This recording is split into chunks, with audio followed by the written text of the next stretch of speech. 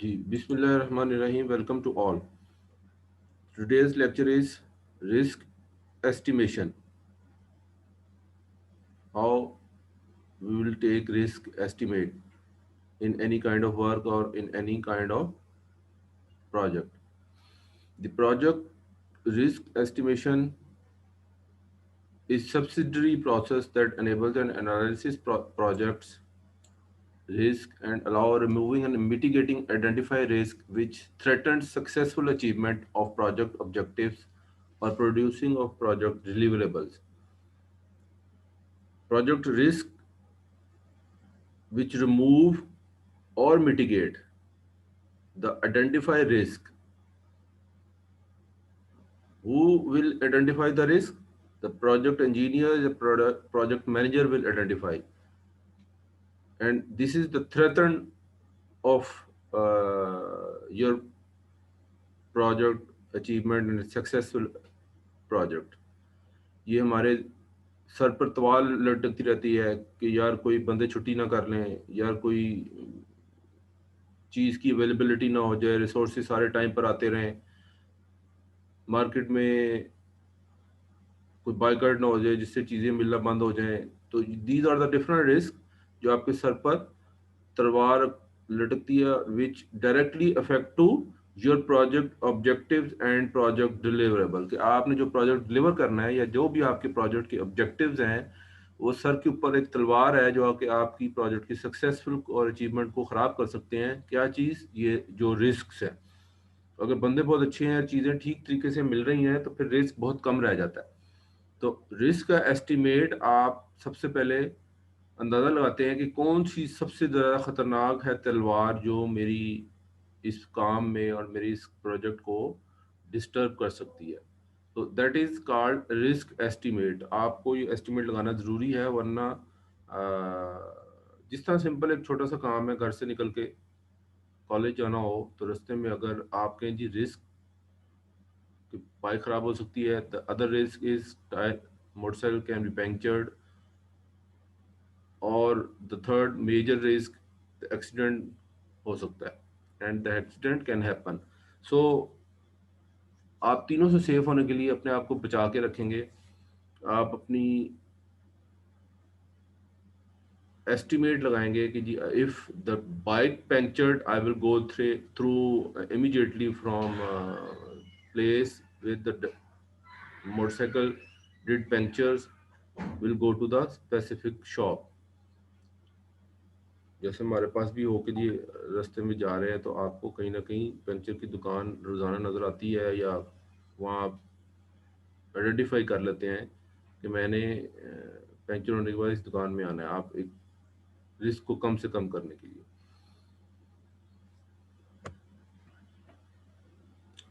Risk measurement in project management. Risk को किस तरह मेजर किया जाता है एक आम प्रोजेक्ट मैनेजमेंट में? List all of the likely risk that you project faces. ठीक है जी. As a engineer you should know about all kind of risk. जी बारिश भी हो सकती है, बंदे भी छुट्टी कर सकते हैं, पार्ट्स की अवेलेबिलिटी में डिले आ सकता है. ठीक है जी.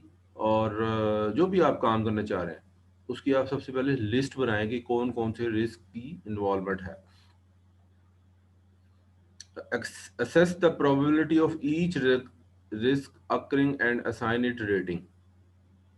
जो भी आपने लिस्ट तैयार की है which you have already prepared the list of risk, you should assign the rating. Rating mean कि फर्स्ट प्रायोरिटी आप किसको देंगे जी? टॉप नंबर 1 पर जी ये होगा, नंबर 2 पर ये होगा और 3 नंबर पर ये होगा.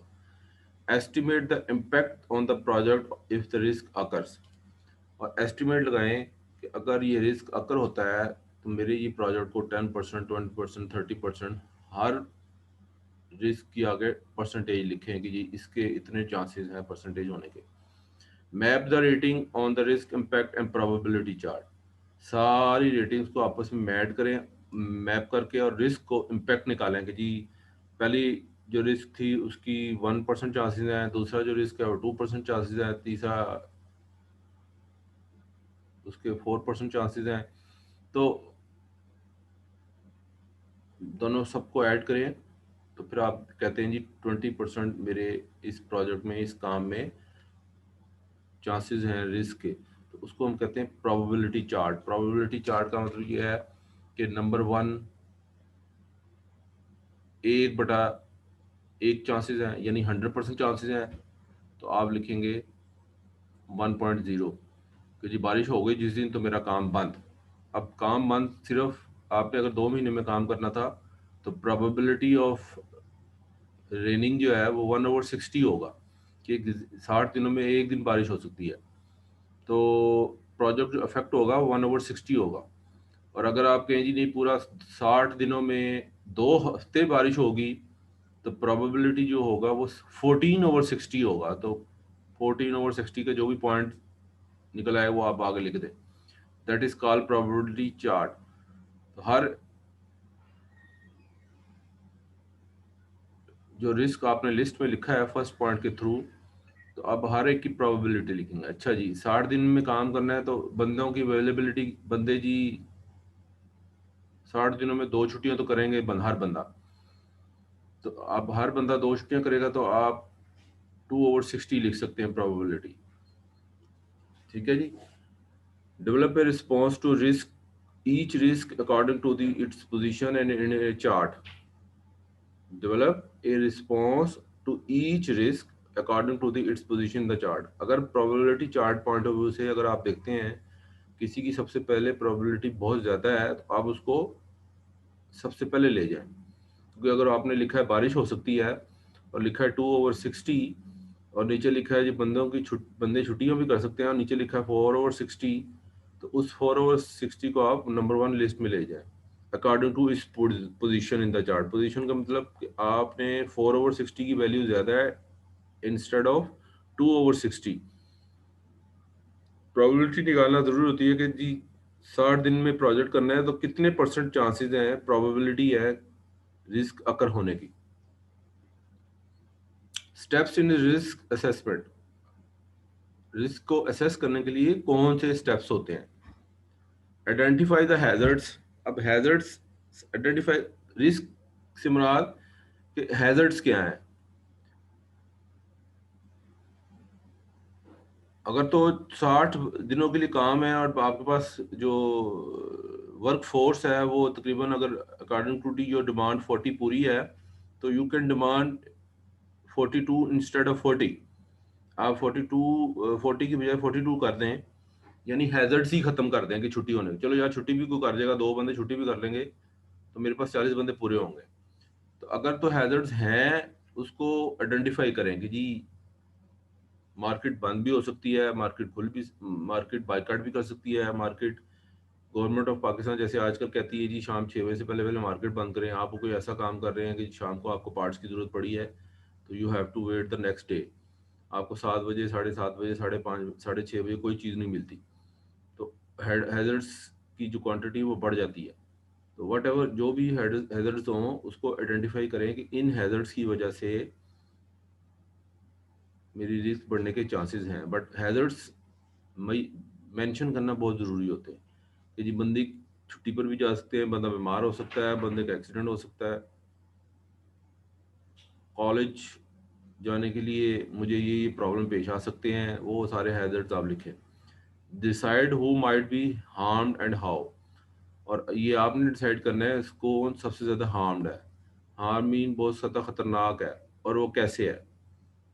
ठीक है जी, जो से भी आपने हैजर्ड्स आइडेंटिफाई किए हैं वो कितने सख्त हैं, कितने हार्म हैं आपके लिए और कैसे हैं, वो उसको आपने खुद डिसाइड करना है।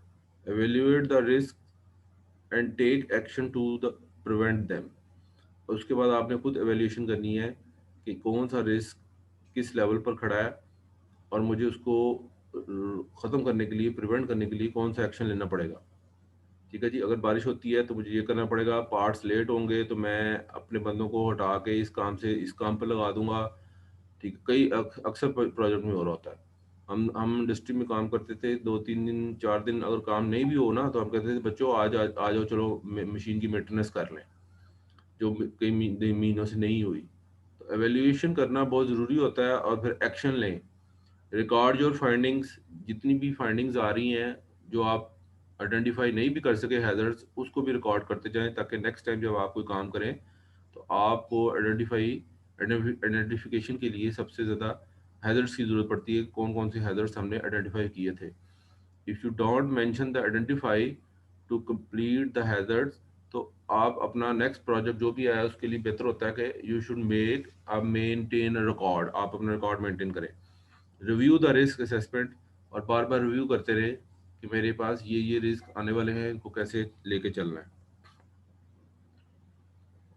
How we will do the analysis, how we will risk analysis, हम रिस्क एनालिसिस कैसे करते हैं, ये बहुत ज़रूरी होता है। देखें नहीं, आपका बोर्ड का पेपर है, एफएससी का, मैट्रिक का, या आपका इंजीनियरिंग का पेपर है, कोई भी आप इंटरव्यू देने जाते हैं, आपको टाइम से पहुंचना होता है। अगर आप बहुत अच्छा 6 महीने बाद आपको कोई जॉब की ऑफर आई है और आप इंटरव्यू देने जा रहे हैं, तो टाइम से पहुंचने की ज़रूरत नहीं होती, आप कहते हैं नहीं मैं आधा घंटा पहले पहुंचूँ। तो क्योंकि रास्ते में बहुत रिस्क होता है, यार मेरी गाड़ी ख़राब हो गई, मेरी गाड़ी पंक्चर हो गई, एक्सीडेंट हो गई, मुझे तो बड़ी अच्छी ऑफर आई है, मैंने इंटरव्यू देने जाना है, तो बंदा बहुत केयरफुल होकर चलता है। तो इसीलिए प्रोजेक्ट में भी ये सारी चीज़ें केयरफुल होकर लेके चलनी पड़ती हैं। Risk analysis is a systematic process to estimate the level of risk for identified and approved risk. अब जो से अप्रूव्ड रिस्क हैं, जैसे कि जी अगर बाहर बहुत बड़ा कोई काम चल रहा है, कोई फैक्ट्री चल रही है, ठीक है जी, बहुत ज़्यादा तेज़ आंधी आ गई है या बारिशें हो रही हैं, तो फिर तो आप, ये अप्रूव्ड रिस्क हैं कि जी मेरे प्लांट में 4 दिन से बारिशें हो रही हैं, तो मालिक को भी अंडरस्टैंड करता है इस चीज़ को कि जी ठीक है जी, काम रुका हुआ है 4 दिन से, अब ये 4 दिन डिले होगा क्योंकि बारिशें बहुत तेज़ हो रही हैं, आंधी हो रहा है।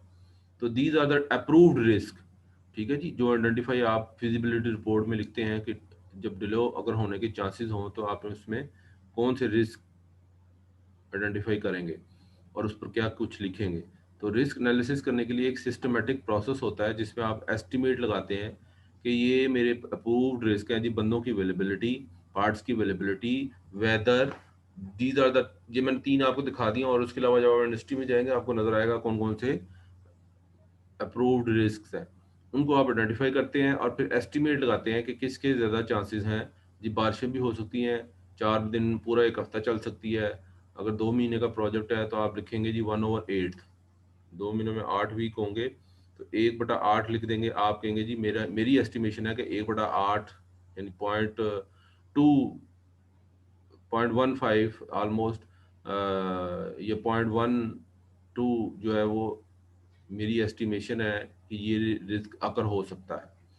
This involves estimating the probability of occurrence, consequences of occurrence, converting the result to a corresponding risk। अब ये सारी चीज़ें जो इन्वॉल्व कर सकती हैं कि जी अगर ये रिस्क अकर होता है, या इस रिस्क से रिलेटेड कोई भी चीज़, जैसे मैं कहता हूँ जी बारिश होनी है, अब अगर बारिश नहीं हुई तो हो सकता है कॉन्सिक्वेंसेज ऑफ अकरेंस से मुराद कि जी आंधी भी आ सकती है, ठंडी हवा चल सकती है, बहुत ज़्यादा सख्त लू चल सकती है गर्मी की वजह से। तो वेदर बारिश की वजह से डिस्टर्ब नहीं हुआ तो उसके कॉन्सिक्वेंसेज कुछ और भी हो सकते हैं। Probability of occurrence and consequences of occurrence mean कि उससे मिलती जुलती चीज़ कोई और अकर हो जाए, and converting the result to a corresponding result, और आपके रिजल्ट को कन्वर्ट कर दे, आपकी एफिशिएंसी को रिजल्ट को करस्पॉन्डिंग रिस्क, जो भी उसका रिस्क आया था उसको कन्वर्ट कर दे उस रिजल्ट को। तो आपको रिस्क एनालिसिस एक सिस्टमेटिक प्रोसेस के तहत जो पीछे पड़ा है उसको लेवलाइज्ड करके आइडेंटिफाई करें, और जो जो उनसे अप्रूव रिस्क हैं वो अपने फिजिबिलिटी रिपोर्ट में लिखें कि जी इस वजह से मैं डिस्टर्ब हो सकता हूँ। The approach used depends on the data available and the requirement leveled on the project level।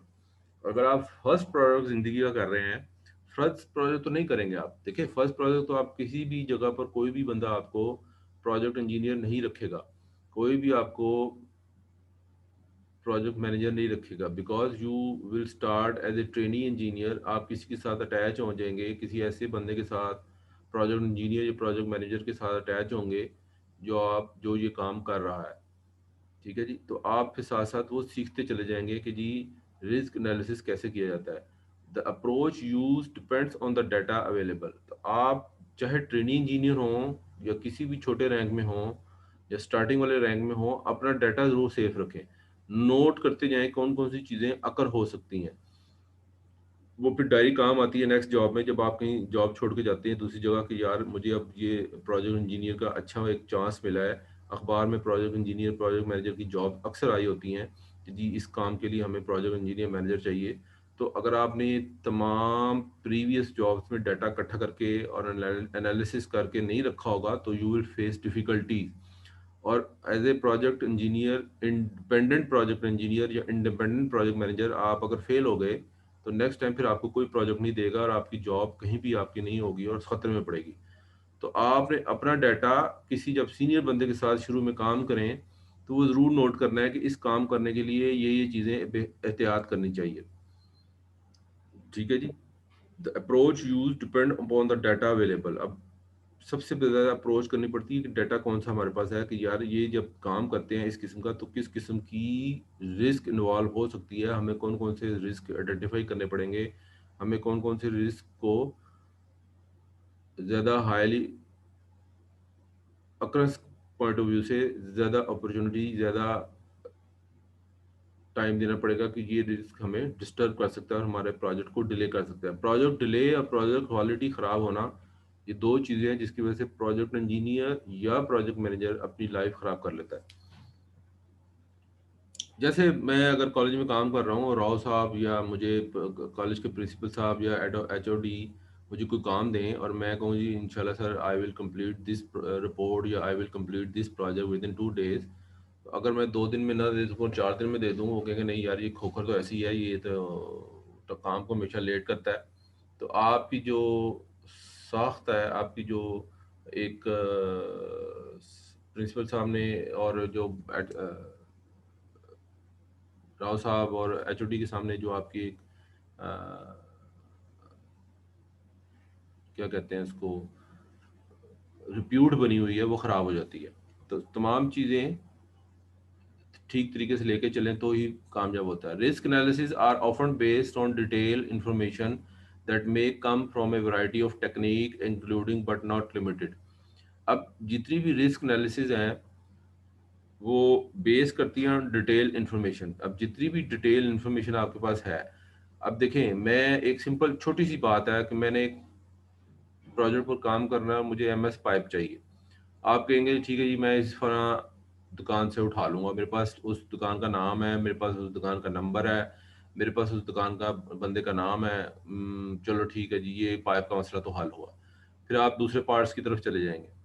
अच्छा, अब जब खरीदने की बारी आई, मैंने जो खरीदने का टाइम 1-2 दिन रखा था कि जी मैं गाड़ी गाड़ी कंपनी की गाड़ी पकड़ूँगा, परचेज़ डिपार्टमेंट के साथ जाके वो अच्छा प्लाई खुद सेलेक्ट करने जाऊँगा। जब जाता हूँ, तो उसके ऊपर जनाब उन्होंने साइन बोर्ड लिख के लगाया हुआ है कि जी मेरी माँ की डेथ हो गई और मैं आज 2 दिन के लिए दुकान बंद रहेगी, माज़रत। अक्सर होता है।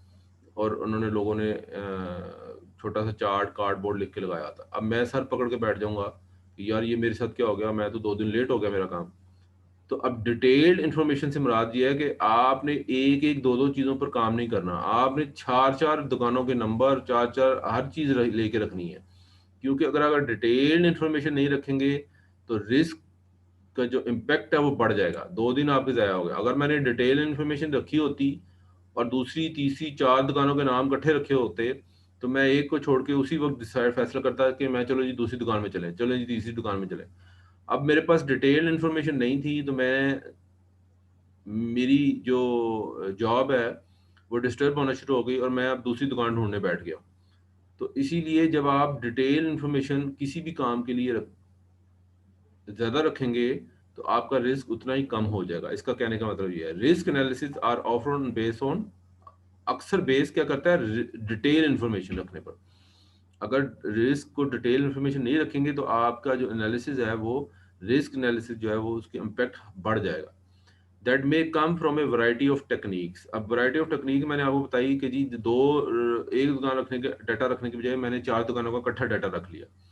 तो ये डिफरेंट टेक्निक्स होती हैं कि आप किसी रिस्क को किस तरह कम कर सकते हैं with through the specific time, the with the three of through the specific job experience.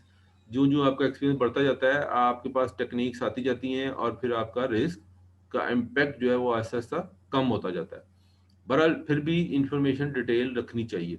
Analysis of plan and related documents, जब आप कोई भी एनालिसिस करें तो उसका पूरा प्लान बनाएं, उसके सारे डॉक्यूमेंट संभाल के रखें। मेरे पास अभी भी 15 साल की पिछली चीज़ें का डाटा एक हार्ड डिस्क में पड़ा हुआ है, जिसमें कि जी अगर मुझे कहीं और इससे अच्छी जॉब ऑफर मिलती है, तो ये तो नहीं है कि मैं 15 साल का डाटा संभाल के वो उसको ज़ाया करके बैठा हूँ, और मैं जब कोई काम करने जाऊँ किसी भी जैसे मैं अखबार में पढ़ता हूँ सपोज, बल्कि आजकल भी मैं पढ़ रहा हूँ कि जी if I want to get a new job, चाहे वो टीचिंग की हो चाहे वो कोई इंडस्ट्री की हो, तो हर इंसान अपने अच्छे वक्त के लिए सोचता रहता है कि यार मैं अगर आज 10 रुपये कमा रहा हूँ, 20 रुपये कैसे कमाऊँ, मैं 40 रुपये कैसे कमाऊँ। तो किसी ना किसी वक्त भी कोई भी जॉब छोड़ के जानी पड़ जाती है, तो आपका पिछला डाटा जो है वो आपके पास होना चाहिए ताकि आप अच्छे तरीके से काम कर सकें।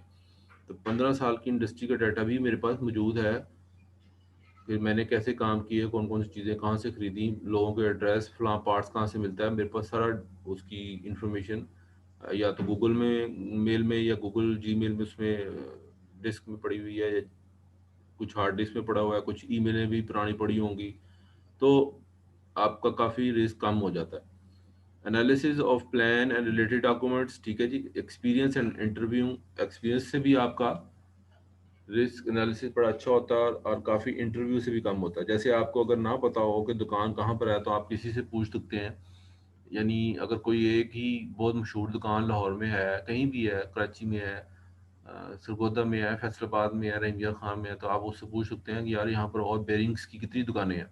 इंटरव्यू कर रहे हैं आप, यार यहाँ पर एमएस पाइप की और कितनी दुकानें हैं। तो इंटरव्यू से भी आप रिस्क का इम्पैक्ट कम कर सकते हैं कि जी अगर ये दुकान बंद हुई तो मुझे दूसरी दुकान पर भी जाना पड़ेगा। रेलिवेंट लेसन लर्न स्टडीज, उसी से रिलेटेड जो कोई और लेसन आपने या कोई आपने स्टडी की हो, तो भी आपको पता चल जाता है। जैसे अखबार में अगर आप रूटीन में अखबार पढ़ रहे हो ना, तो कई लोगों ने उस पे एडवर्टीजमेंट दी होती है कि जी ये एक फलां न्यू बैरिंग की दुकान खुल रही है और आज इसका इफ्तिताह होने जा रहा है, और जनाब कोई मिनिस्टर उसका इफ्तिताह करेगा। तो आप एक स्टडी कर लेते हैं अखबार में, अच्छा यार ये एक नई दुकान भी खुली है और नया सेटअप ये लोग चलाने जा रहे हैं। या वैसे ही एक रेलेवेंट लेसन है कि आप इंडस्ट्री में से आते जाते हैं, डेली आ रहे हैं, दिल्ली जा रहे हैं, तो आपको नज़र आता है कि आज एक बैनर लगा हुआ है और मार्केट में आज ये इफ्तिताह होना है, कुछ नई हार्डवेयर की दुकानें खुल रही हैं या सॉफ्टवेयर की दुकानें खुल रही हैं, तब भी आपको एक रेलेवेंट लेसन मिल जाता है। हाँ जी, अगर मुझे भी कोई अपने इंटरेस्ट डिपार्टमेंट में कुछ सॉफ्टवेयर की अपडेशन के लिए या सॉफ्टवेयर जो मैं यूज़ करूँगा अपने डिपार्टमेंट के अंदर, अगर उसको उसको कोई मेंटेन करवाना पड़ जाता है या अपडेट करवाना पड़ जाता है, तो मैं इस दुकान के पास भी आ सकता हूँ। तो रेलिवेंट लेसन्स और दूसरा स्टडी से भी आपको या इंटरव्यू से एक्सपीरियंस से भी आपको रिस्क एनालिसिस का अच्छा इम्पैक्ट नज़र आता है, और आप हर चीज़ नोट करते चले जाते हैं। रिजल्ट्स फ्रॉम टेस्ट, अक्सर औकात ये होता है कि पाइप ले लिया, पाइप को फिट किया, लेकिन वो पाइप जो है जब उसको हमने कमीशनिंग की और प्लांट को चलाने की कोशिश की, तो बाद में पता चला जी एमएस पाइप लीक कर गया, उसकी क्वालिटी कुछ ठीक नहीं थी। यानी जो रिजल्ट्स आए उस पाइप के वो ठीक नहीं आए थे टेस्ट होने के बाद। तो आप वो नोट कर सकते हैं कि जी आइंदा इस शॉप से या आइंदा मैं इस जगह से पाइप नहीं खरीदूंगा। तो इंजीनियर्स का काम होता है डाटा हमेशा नोट करना, इंफॉर्मेशन नोट करना, रिलेशनशिप को बढ़ाना, कम्युनिकेशन रखना हर एक के साथ। ठीक है जी, जब आप नए जॉब फर्स्ट डे जॉब करेंगे, तो आपको पहले दिन से अपना हर एक के साथ लिंक बढ़ाना पड़ेगा, क्योंकि अगर पहली जॉब दूसरी जॉब छोड़ेंगे तो तीसरी जॉब कहीं भी जाके करेंगे, दूसरी करेंगे, तो आपको अगर कोई प्रॉब्लम पेश आती है तो आप पुराने लोगों से कम कम्युनिकेट कर सकते हैं, या पुराने लोग पहली जॉब के साथ रहते हुए कहीं भी आपने रिलेशनशिप बढ़ाया था या कम्युनिकेशन बढ़ाई थी, या दोस्त अहबार जिनसे आप बात किया करते थे उनके नंबर होने चाहिए आपके पास। ठीक है जी, मैं किसी दिन फिजिकली अगर क्लास होगी, मैं आपको अपनी गूगल फ़ोन में आपको दिखाऊंगा, अबव देन 10,000 फ़ोन नंबर है मेरे पास। 10,000 फ़ोन नंबर है मेरी इसमें गूगल में। अब गूगल में सेव करें तो आपको जितने मर्जी सेव करते जाएं। आम अब बच्चा अगर होगा, मेरा ख्याल है आप किसी स्टूडेंट के पास 200 होंगे, 300 होंगे, 200 होंगे, मेरे पास 10,000 फ़ोन नंबर है। हर किस्म के नंबर मैंने रखे हुए हैं कि जी फलां टेक्नीशियन के नंबर भी मेरे पास हैं। बाहर से जो कोई रिपेयर मेंटेनेंस होती है उसके नंबर भी मैंने रखे हुए हैं। तो हर चीज़ आपको डिफरेंट पॉइंट ऑफ व्यू से नोट करनी पड़ती है, रिलेशनशिप बढ़ाने पड़ते हैं। क्यों? अपनी जॉब को सेव करने के लिए और रिस्क को कम से कम करने के लिए। अगर सारी चीज़ें आप 10 साल आपने काम किया, कोई डाटा नहीं नोट किया, कोई डॉक्यूमेंट नोट नहीं किया, कोई आपके पास रिलेशनशिप का नंबर नहीं है, कोई आपके पास टेलीफोन नंबर नहीं है, तो नए सिरे से जब आप नई जॉब करने जाएंगे, किसी जगह प्रोजेक्ट इंजीनियर लगेंगे, प्रोजेक्ट मैनेजर लगेंगे, तो आपका रिस्क फिर नए सिरे से बढ़ जाएगा। आप समझेंगे कि यार मैंने तो यार कोई चीज़ें नोट ही नहीं की, मैंने तो मुझे नोट करनी चाहिए थी। मैं फिर नए सिरे से काम शुरू करूँगा तो मेरे पास तो एफिशिएंसी मेरी डाउन जाएगी। देखिए ये सारा लिंक आपका आपके पैसे कमाने से होता है। अगर आप अच्छा काम करेंगे, द कंपनी विल मोर पे, आपको बेनिफिट देगी, कंपनी आपका ख्याल करेगी। तो अगर आप कहेंगे जी मैं प्रोजेक्ट मैनेजर लग गया हूँ और मेरे पास कोई डाटा नहीं है, कोई डॉक्यूमेंट नहीं है, कोई मेरे पास मैंने कोई स्टडी नहीं की, मैंने ना कोई लेसन किसी से नहीं लिया। रेलिवेंट लेसन से मुराद कभी कोई काम खराब भी हो जाता है, मैंने लेसन सीख लिया, मैंने उससे सबक सीखा, आइंदा ऐसे काम नहीं करना। अगर मैं किसी वजह से डिले हो गया हूँ, मैंने नोट कर लिया, इंशाल्लाह नेक्स्ट टाइम मुझे प्रोजेक्ट मिले तो मैं ये काम ऐसे नहीं करूँगा। तो लेसन्स, रेलिवेंट लेसन, अच्छा सबक हासिल हो जाए कहीं से तो वो भी बड़ा अच्छा होता है कि नेक्स्ट टाइम आप उस चीज़ को वो नहीं करते और आपका रिस्क कम से कम हो जाता है। तो डॉक्यूमेंट्स जब आप जॉब के लिए जाएं, कहीं भी जॉब मिले तो आपको हर एक के साथ प्यार मोहब्बत से ज़िंदगी गुजारनी पड़ेगी, वो सारे आपके काम आने वाले हैं। जो स्टाफ नीचे आपके काम करेगा उसने ही काम करना है, इंजीनियर ने कहाँ काम करना होता है? इंजीनियर ने तो प्लानिंग करनी होती है, इंजीनियर ने तो शेड्यूल बनाने होते हैं, इंजीनियर ने तो रिस्क कम से कम एनालिसिस करना होता है। तो आपके पास अच्छा रिकॉर्ड, अच्छा डाटा, अच्छा स्टडी होनी चाहिए, ठीक है जी। और अगर कोई गलती हो जाए उसको नोट कर लें कि आइंदा इस किस्म का काम शुरू में होता है। जब आप ट्रेनिंग इंजीनियर होते हैं आपसे कई गलतियां होती हैं, साल 2 साल 3 साल तक जब आप सीख रहे होते हैं।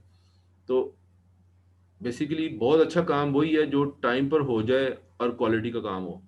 अगर टाइम पर ना हो, डिले हो जाए, पैसा भी ज़्यादा लग जाए और क्वालिटी भी ठीक ना हो, तो फिर आप उस इंडस्ट्री के अंदर मशहूर हो जाते हैं कि यार ये बंदा ठीक नहीं है।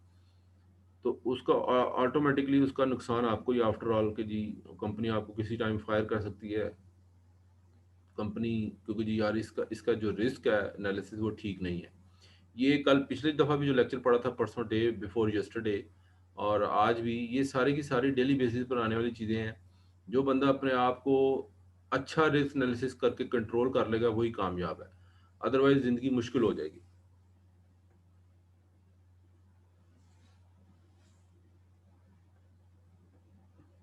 2-3 स्लाइड हैं, 10 मिनट रह गए हैं। Risks have been thoroughly examined and included in the project plans, resulting in a risk reduction. जितना भी आपने एग्जामिन किया हुआ थॉरोली, ठीक है जी। आप अगर रिस्क को नॉर्मल लेते हैं तो उसका क्या इम्पैक्ट होगा? अगर आपने रिस्क को थॉरोली जज किया हुआ है, पूरा पूरे तरीके से एग्जामिन किया हुआ है, तो फिर उसका जो रिजल्ट होगा वो अच्छा होगा। तो इसलिए जितने भी रिस्क हों उसको आपको कंसिडर करना पड़ता है। देखें, मैं अगर एक पार्ट्स मशीन खराब हो गई है, मेंटेनेंस है, बेबहा मशीन इंडस्ट्री है इस मुल्क में, आप मेंटेनेंस के हेड हैं, तो अक्सर औकात हमारे पास पार्ट्स की अवेलेबिलिटी नहीं होती थी। हम कहते थे यार ये पार्ट्स खराब हो गया, इसको लेके आओ। अब या तो अगर हम उसको छोटा सा बोल्ट अगर हो ना तो हम कहते हैं यार इसको हम अपनी लेथ मशीन पर बना लेंगे। एक्सपर्ट बैठे होते हैं, वो कहते हैं यार ये पार्ट्स बनाओ, वो बना के दे देते हैं। अगर वो कोई बोल्ट ऐसा है जो ना बन सके तो फिर हमें मार्केट में जाना पड़ता है, और मार्केट में जाएंगे, वहाँ पर आएंगे जाएंगे, वहाँ से दुकानें ढूंढेंगे, ठीक है जी। आजकल तो हमारे पास कम्युनिकेशन करने के लिए इतने स्ट्रॉन्ग व्हाट्सएप है कि फ़ौरन ही दुकानदार को फ़ोन किया, उसको कहा व्हाट्सएप देखो मैंने आपको मूवी बना के भेजी है, फ़ौरन मुझे इसका बोल्ट का कोई रिप्लेसमेंट दो जल्दी से। तो आप फ़ौरन उससे रिप्लाई माँगते हैं और उसको कहते हैं अगर तुम्हारे पास नहीं है चलो मैं मुझे कोई और दुकानदार का नंबर ढूँढ दो। अगर आपके पास लिस्ट नंबर ऑफ नहीं है तो घर बैठे-बैठे काम हो जाते हैं, आपको जाना नहीं पड़ता। क्योंकि ये जो टेक्नोलॉजी आपके पास व्हाट्सएप की या मूवी की आ गई है, ये बहुत आपको हेल्पफुल करती है। तो फिर भी आपको हर काम बड़ा थॉरोली एग्जामिन करना पड़ेगा रिस्क को कम से कम करने के लिए। एक वेट करें, कॉल आ रही है इधर।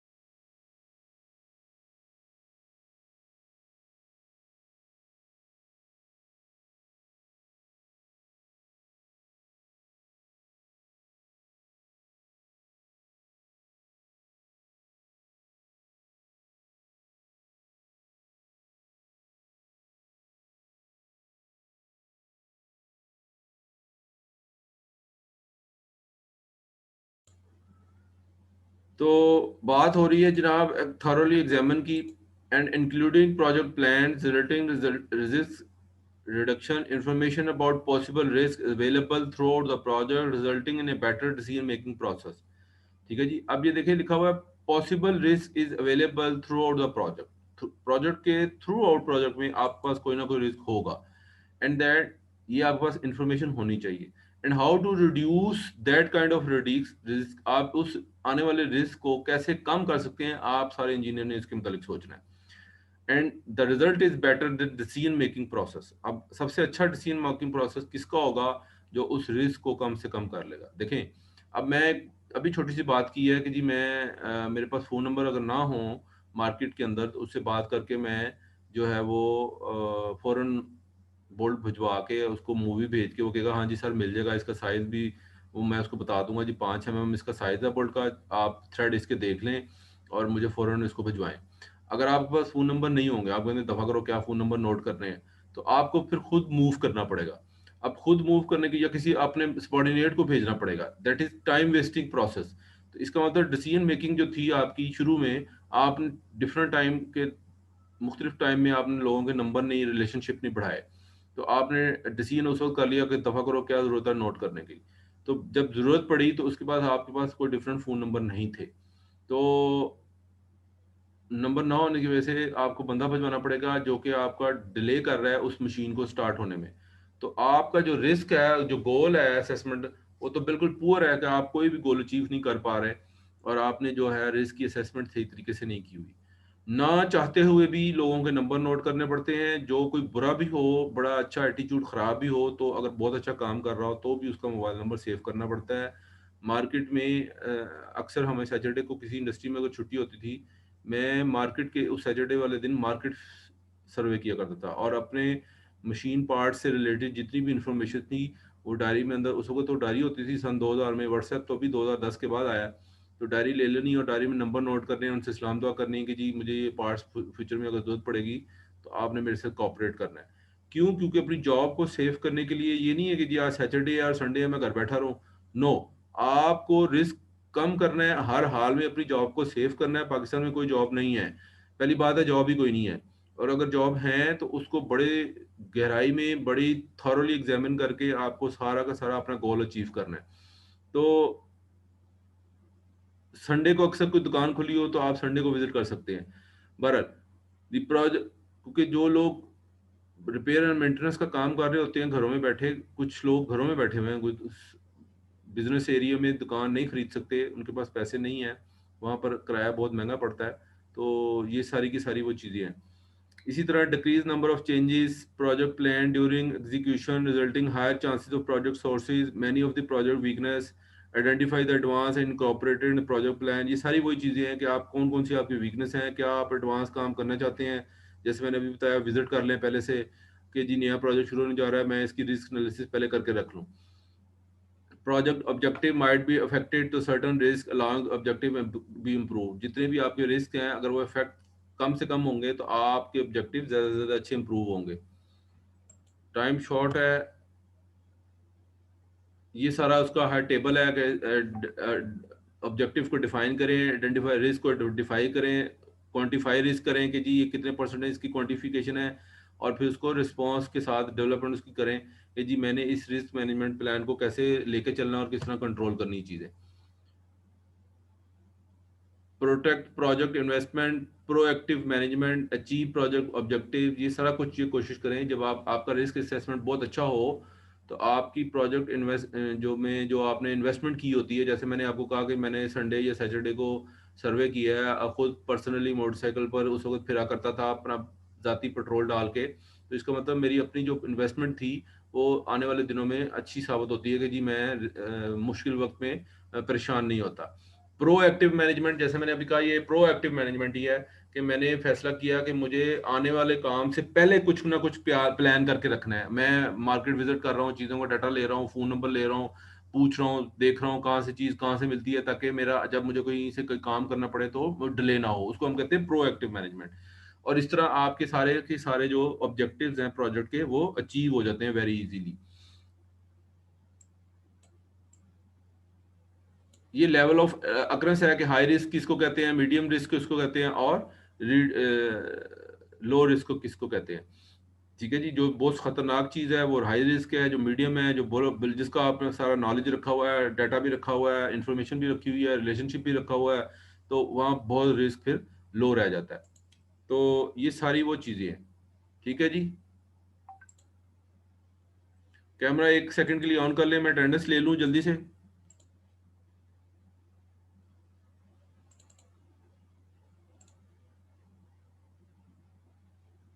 चैटिंग में लगा लें सारी अटेंडेंस। लास्ट रोल नंबर 12 जो मेरे पास आके अटेंडेंस लगाई है उसने।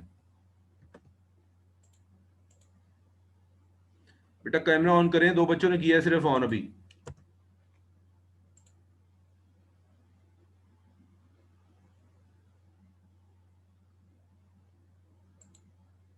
बारह रोल नंबर के बाद किसी ने अटेंडेंस नहीं लगाई।